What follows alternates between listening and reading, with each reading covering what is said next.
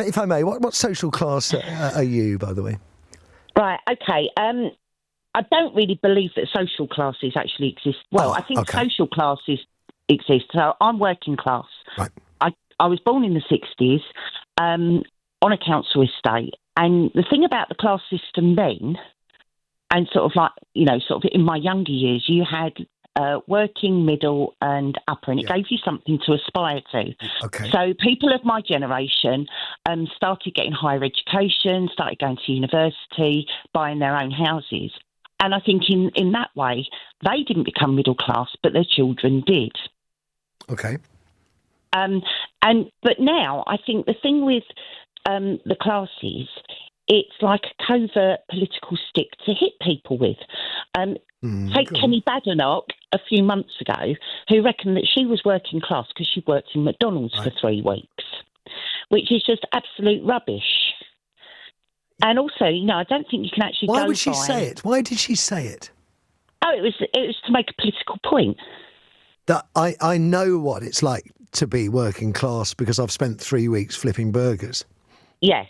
It's damn insulting, isn't it, really? I mean, that is properly insulting. But she actually said that, and I remember ringing into LBC at the time saying, so Lady Louise Windsor, the granddaughter of the Queen, worked in a garden centre while she was at school or whatever. In no way did that make her working class for those months or whatever that she worked in a garden centre. Okay. It's a round sort of burst and such like. You made a really powerful case about the class system in the 60s, and that within it there was a degree of aspiration. What would you say about the system that we have today in the UK? What are the classes today? I think there's underclass and the elite. Oh, I like the cut of your juice. Go on. Yeah. Right, okay. I mean, no way a Marxist, but all of those children of my generation, that I would have had in turn. I didn't have children, but like my friends' children, it's really difficult for them sort of being, in inverted commas, middle class because they can't afford to buy houses. Totally get this. As a 60-something man, but I do have a message for all those ladies that are out there, and I hope it's not too controversial. Those ladies? Which ladies are we talking about? All the ladies the childbearing ages, the average age has gone up from 25 to 30, and all I want to say is that whereas 20, 30, 40 years ago, you could be in your 30s and you could say, I'm going to have a child now, and it was hopefully rather straightforward. Now, because all these ladies have careers, they're very time short, they're possibly not eating the right foods with lots of additives, etc. It is just far more difficult to get pregnant nowadays than it was. Are you an obstetrician, a gynecologist, or are you just a kosher butcher who wants to delve into this subject? And I've got, there was one lady I'm thinking of in particular, she had 4 children, but the gap between the third and the fourth was 10 years, and it wasn't for lack of trying.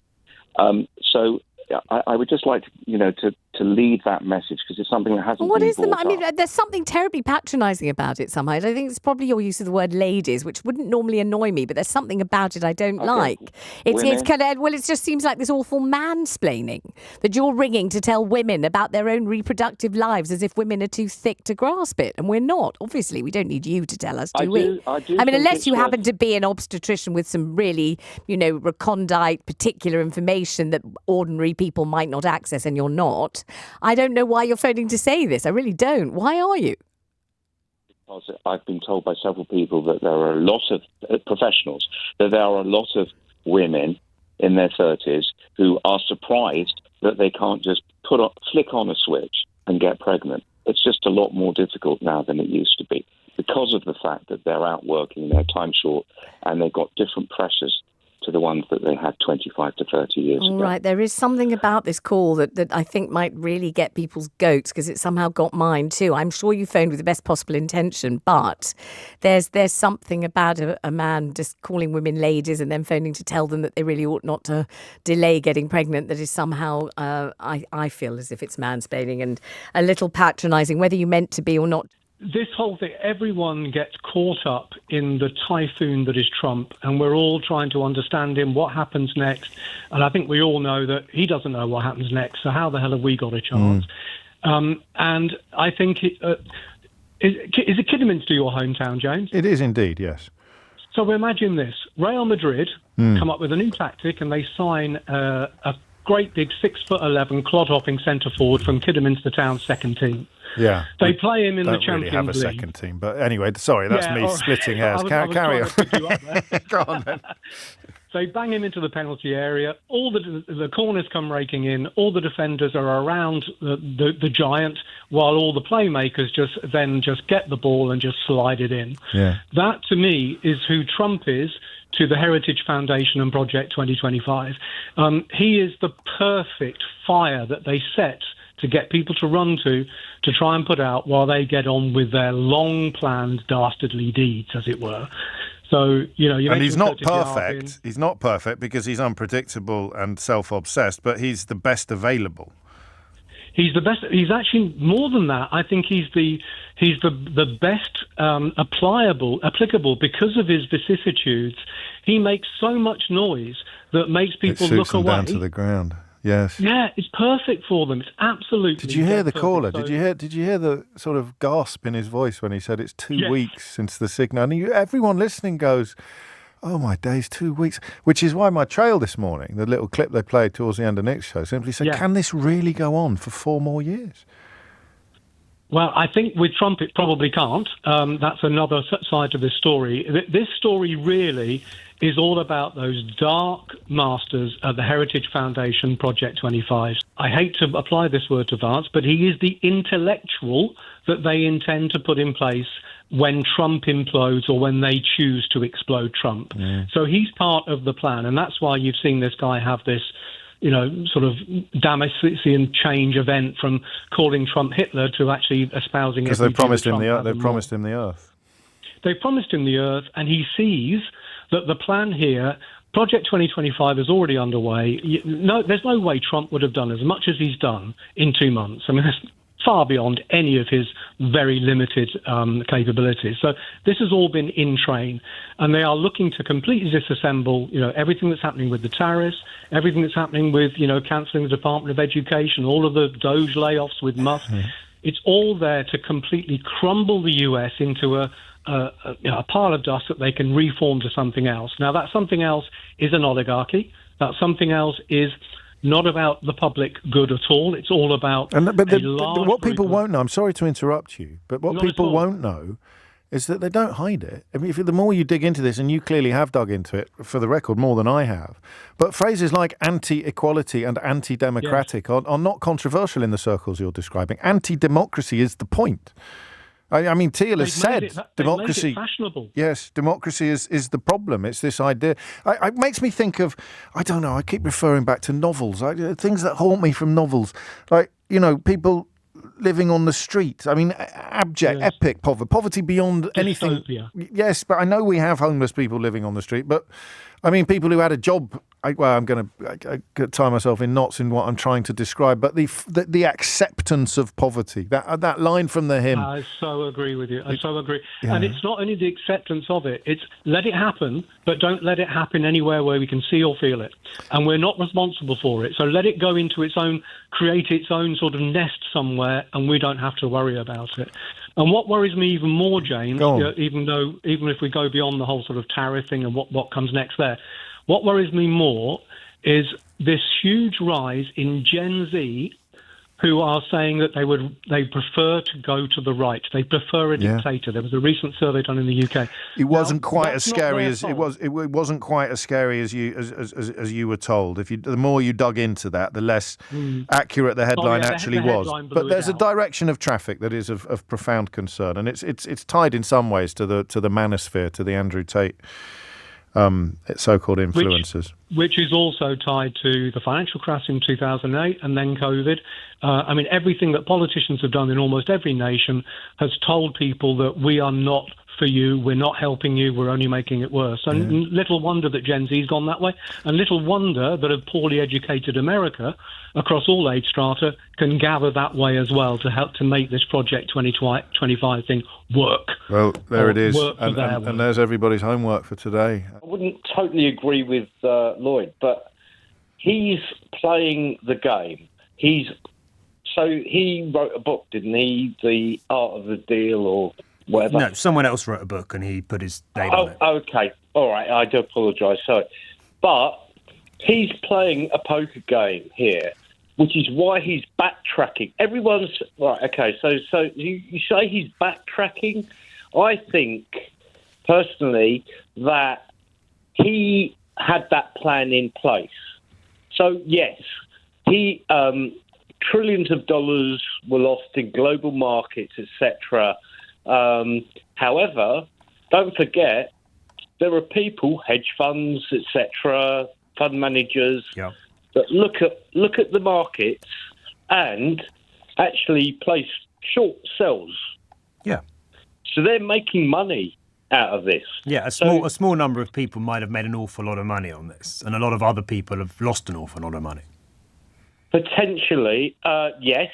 It's not. No, sorry, Jim. It's not potentially. He has wiped $4 trillion off the world stock markets. That's our pensions. That's people's investments. That's people's ISAs. That's an awful lot of money, an awful lot of investment that has gone through the floor as a direct result and a sole result of what happened last Wednesday. This is true. I agree with you. I hold personally US financial stocks. Right. I saw a drop. I lost thousands and thousands of pounds on that Wednesday. Right.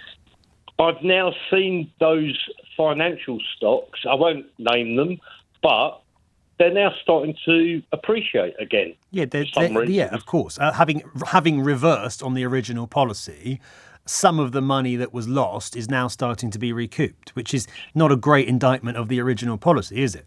You announce it, stock markets plummet, you cancel it, stock markets start going back up. It's a pretty damning indictment of the policy.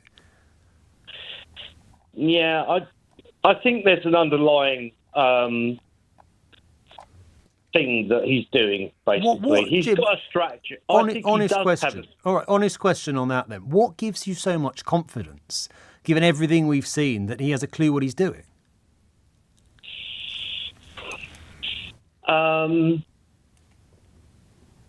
That is a very good question. Well, personally, I think based on what I've seen of certain stocks in the US market, they are starting to go up. He's then reversed policies. He's told people, a lot of different countries, of these tariffs, and now he's kind of backtracking, as you call it. But he's just playing a poker game, maybe. He's not playing it very well, if you ask me, because he's just lost all his chips. Before I make my point, can I say your attitude to Angela Rayner dropping the letters is you're a snob. That's my opinion. I am a snob when it comes to language, yes, I am. What's wrong with that? Okay, what's wrong with that? I'm maintaining standards. Well, if you hold on a second, Tony. No, Tony, wait. You know what? I think a little bit more snobbery in education would actually go a long way when you're having people from other countries speaking better English than we are. Well, I think you should be ashamed to be happy to be called a snob. Man, can I make my point? Yeah, go on.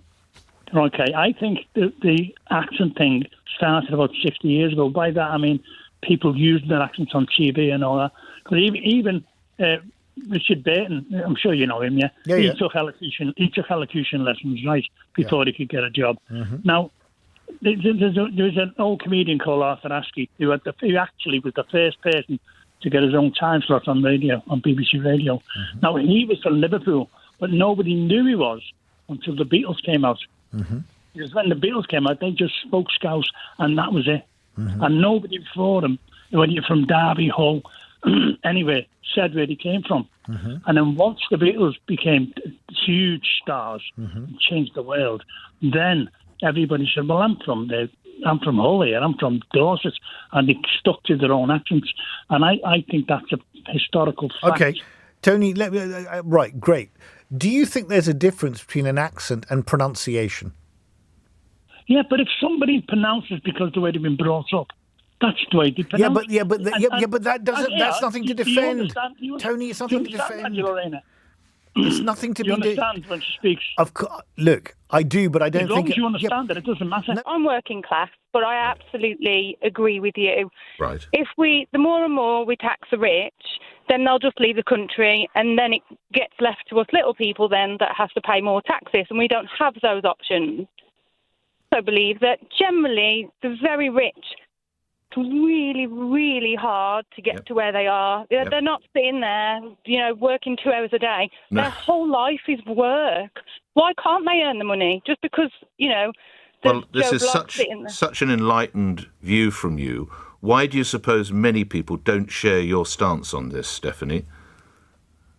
Well, I don't know, because it baffles me. And I just think, and I know this is not going to be probably seen as very good, but I just think most people are lazy and selfish. And if they're not getting something out of it for themselves, then they don't really see the benefit. But I used to work for quite a wealthy individual, and so much, he's a billionaire, and he paid so much taxes. He wasn't dodging anything.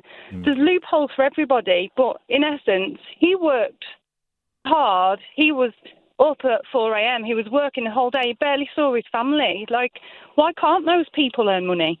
I was a black cab driver in London 10 years ago, so this problem's been going on for 10 years. 10 years ago, I picked up a security policeman from the Houses of Parliament, taking him home. Ironically, his home was the same as my home in South London. Right. And I was commenting on the barbers open at 10 o'clock at night with nobody in them, about 3 or 4 in the South London suburb. Right. I said, how do these barbers make money? And he said to me, it's clear as day, off record obviously, he said, they're money laundering. Right. So I said, well, if they're money laundering, why don't you do anything about it? He said to me, it keeps shops occupied, keeps business rates and council rates coming in, and it gets some form of income from otherwise illegal activities where they get no income. So they know they knowingly take in the cash then, effectively. Well, it suits all parties, doesn't it? Unless you can eradicate illegal drugs, which obviously they don't want to, and they don't want to legalise it, it gets something. My God, the pen is dropped.